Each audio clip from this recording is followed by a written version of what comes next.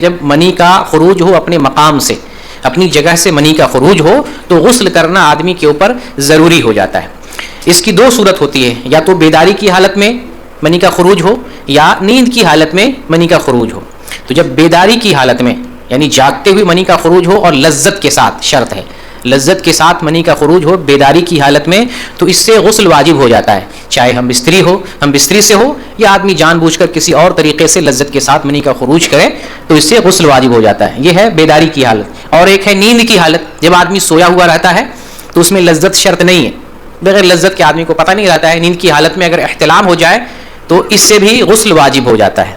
اور یہاں یہ بھی معلوم رہے کہ احتلام جیسے مردوں کو ہوتا ہے ویسے عورتوں کو بھی احتلام ہوتا ہے۔ اور پھر احتلام میں ایک دوسرا مسئلہ یہ ہے کہ احتلام سے غسل واجب ہو جاتا ہے، لیکن صرف خواب دیکھنے سے آدمی غسل نہیں کرے گا جب تک کہ وہ کوئی قرینہ نہ دیکھ لے جس کی وجہ سے وہ یہ سمجھ سکے کہ احتلام ہوا ہے۔ احتلام کا کوئی قرینہ، کوئی ثبوت پایا جائے تبھی جا کر کے غسل کرنا واجب ہوگا۔ تو احتلام کا قرینہ کیا ہو سکتا ہے کہ آدمی اپنے جو ہے لباس پر یا اپنے جو ہے جسم پر اس کے آثار دیکھے۔ صرف اگر یہ آدمی دیکھا کہ میں نے برا خواب دیکھا ہے، کوئی اثر نہیں دیکھے کپڑے پر جسم پر، تو اس کو غسل کرنے کی ضرورت نہیں ہے۔ تو منی کا خروج اپنے مقام سے ہو، حالت بیداری میں ہو یا حالت نوم میں ہو۔ حالت بیداری میں ہو تو لذت کے ساتھ ہو تو غسل واجب ہو جاتا ہے۔ یہاں دو تین باتیں اور سمجھ لیں۔ تین قسم کے مادے ہوتے ہیں جو منی سے ملتے جلتے ہوتے ہیں۔ ایک ہے منی، ایک ہے مزی اور ایک ہے ودی۔ یہ تین چیزیں۔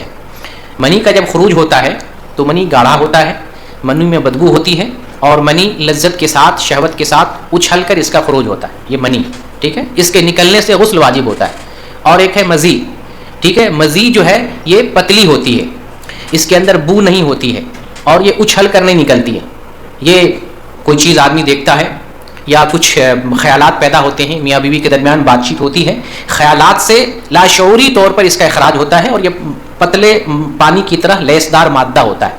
اس کے خروج سے وضو ٹوٹتا ہے، غسل واجب نہیں ہوتا ہے۔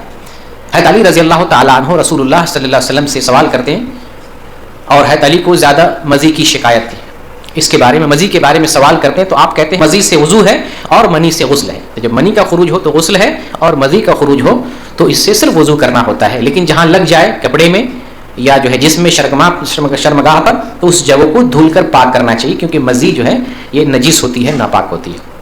اور ایک میں نے بتایا ودی یہ پیشاب کے وقت اس کا اخراج ہوتا ہے، پیشاب کے بعد ہوتا ہے، اس کا بھی حکم نجاست میں ہے، نجاست کی طرح ہے، تو اس میں بھی جو ہے وضو کرنے کی ضرورت ہوتی ہے۔ پیشاب کیونکہ پیشاب کیا ہوا رہتا ہے آدمی، اسی وقت اس کا خروج ہوتا ہے، نماز پڑھنے کے لیے اس کو وضو کرنے کی ضرورت پڑتی ہے تو وضو آدمی کرے گا۔